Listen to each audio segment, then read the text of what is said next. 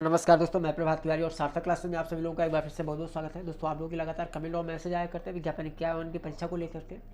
तो विज्ञापन क्या उनकी परीक्षा कब होगी इससे संबंधित अभी कोई अपडेट नहीं है। 16 मई के बाद कोई अपडेट आ सकता है, तो जो भी अपडेट होगा मैं उपलब्ध कराने का प्रयास करूँगा।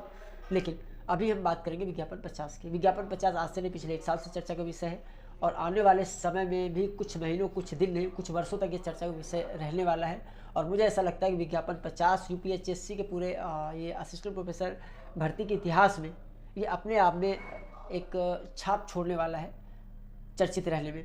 यानी आप लोग समझ रहे होंगे मेरा इशारा। तो इससे संबंधित खबर है और खबर क्या है देख लीजिए, बहुत महत्वपूर्ण है। और अगर आप इसको कोरिलेट करेंगे हमारे पुराने वीडियो से तो आप पाएंगे कि जो हम लोगों ने अनुमान लगाया था आज के 1 साल पहले रिजल्ट के बाद, वही सारी चीज़ें आज भी हो रही हैं और उसी तरीके से मैटर आगे बढ़ रहा है।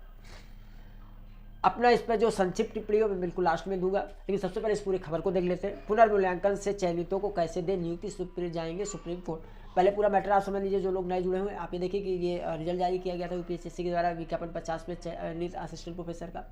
उसमें बहुत ज़्यादा विसंगतियाँ देखने को मिल रही थी। अभ्यर्थियों के द्वारा जो है बहुत सारे प्रश्न उठाए जा रहे थे इस रिजल्ट पर। उनमें से 5 विषयों के अभ्यर्थी मूल्यांकन को लेकर के माननीय न्यायालय की शरण में गए थे और आयोग ने अपनी गलती में सुधार किया और क्या हुआ कि परिणाम बदल गया। लेकिन तब तक चयनितों को ज्वाइनिंग दे दी गई थी। इस तरीके से 18 ऐसे अभ्यर्थी चयनित हो गए थे जिनको कहीं ना कहीं वेटिंग में होना चाहिए था और जिनको का चयन होना चाहिए था उनका नाम वेटिंग में आया या वो वेटिंग से बाहर हो गए थे, वेटिंग से भी बाहर हो गए थे।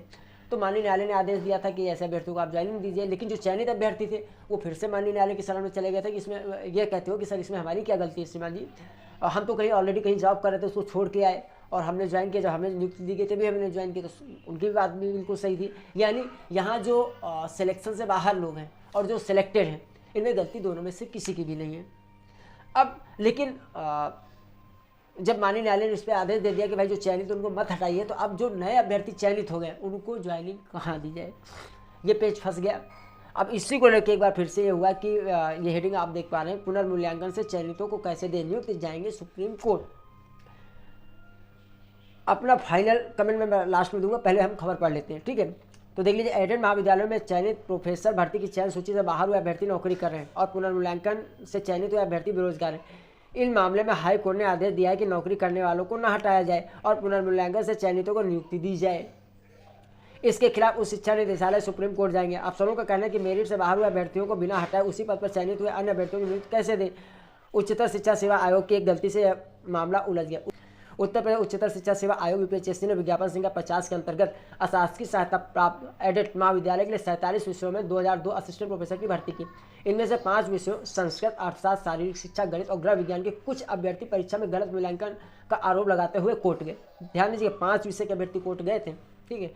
हाई कोर्ट के आदेश पर जांच हुई तो आयोग ने गलती मानी और गलती एक आधे सब्जेक्ट नहीं, भाई चलिए एक सब्जेक्ट में हो गई होगी गलती, टाइपिंग त्रुटि हो गई, कुछ भी, 5 के 5 सब्जेक्टों में गलती मानी गई। ये तो 5 विषय हैं और अन्य विषयों का क्या, अगर उनकी भी जांच हो जाए। हालांकि हर अभ्यर्थी कोर्ट नहीं जा सकता, आप लोग भी समझते हैं, बहुत सारे व्यवधान होते हैं और लोगों के पास जो धरातल परिस्थिति है ना, अभ्यर्थी जो अभ्यर्थी तैयारी कर रहा है उसके पास इतना पैसा नहीं है ना, तो इतना समय कि वो कोर्ट के चक्कर लगा सके, क्योंकि उसे अपनी जीविका भी चलानी है। और इस लेवल में ऐसा भी नहीं कि लोग बिल्कुल घर पे डिपेंड हो, उनको अपना काम भी करना होता है और बहुत सारे लोगों को तो परिवार होता है, परिवार की भी जिम्मेदारी होती है, तो कोई वहाँ तक नहीं पहुँच सकता माननीय न्यायालय की शरण में। फिर भी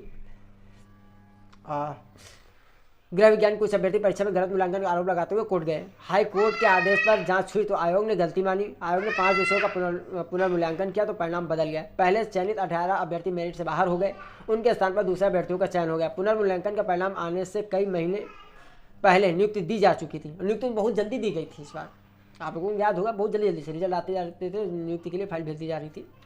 इसलिए मेरिट से बाहर हुए अभ्यर्थियों को नौकरी जानी थी और नए चयनितों को कॉलेज आवंटन होना था। लेकिन पहले चयनित अभ्यर्थी कोर्ट गए तो उन्हें स्टे मिल गया, नए चयनित भी कोर्ट गए। तब हाई कोर्ट ने उच्च शिक्षा निदेशालय को निर्देश दिया कि पहले चयनितों को न हटाया जाए और नए चयनितों को कॉलेज आवंटित किया जाए। उच्च शिक्षा निदेशक प्रोफेसर ब्रह्मदेव ने बताया कि जो मेरिट से बाहर हुए हैं उनको हटाए बिना उनके स्थान पर चयनित दूसरे अभ्यर्थियों को नियुक्ति नहीं दे सकते, क्योंकि ये अभ्यर्थी उन्हीं विषयों के लिए चयनित हुए हैं। फिलहाल निदेशालय की ओर से इस मामले में सुप्रीम कोर्ट से अपील की जाएगी।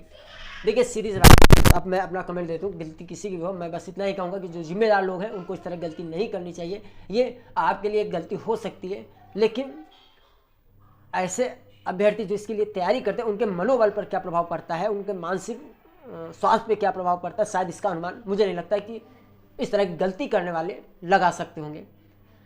दूंगा कि इसमें होगा क्या, इसमें अभी निदेशालय जाएगा। अब भाई क्या कहेंगे, यही कहेंगे कि जो नई वैकेंसी है उससे एडजस्ट कर लिया जाए, तो ये भी गलत होगा। नई वैकेंसी से आप भाई अगर आप एडजस्ट करते हो तो जो अभ्यर्थी तैयारी कर रहे हैं उनके लिए क्या, वो तो एक बार फिर से मेहनत कर रहे हैं ये सोच के कि विज्ञापन होगा हमें जॉब मिलेगी।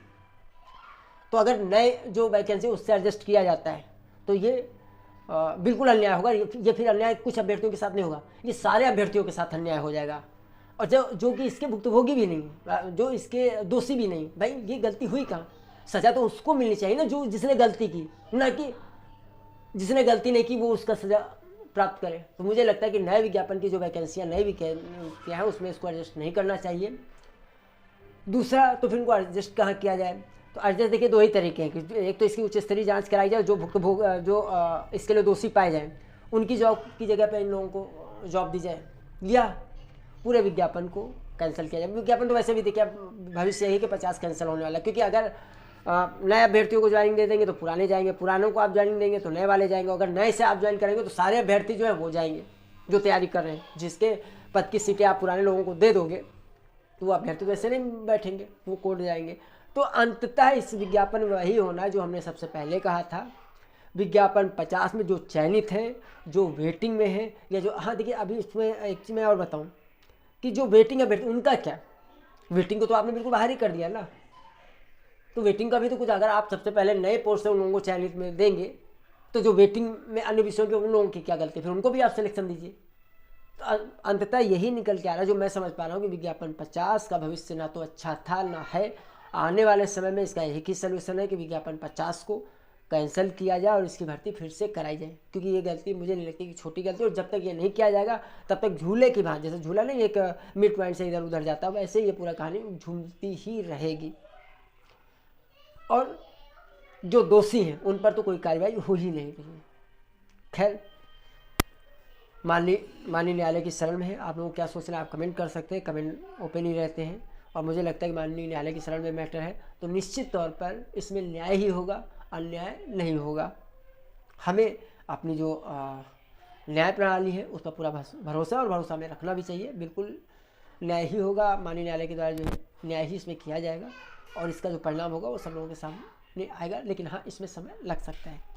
शेष विज्ञापन 51 की आप लोग तैयारी करते रहिए, जैसे ही कोई अपडेट होगा निश्चित तौर पे आपको अपडेट उपलब्ध कराया जाएगा। और इस तरह की विसंगतियों से आपको घबराने की ज़रूरत नहीं है, क्योंकि विसंगतियों से एक जगह तो आपका सिलेक्शन रुक सकता है, लेकिन वहाँ से आपकी कोई ज़िंदगी या करियर आपका समाप्त नहीं हो जाता है। ठीक, अगर आपके अंदर योग्यता है तो आज नहीं तो कल आप जिसके लिए योग्य हैं वो हक आपको मिलेगा ही मिलेगा। तो आज के वीडियो में इतना ही, हम आपसे फिर मिलते हैं अगले वीडियो में कुछ नई जानकारी के साथ। तब तक के लिए नमस्कार।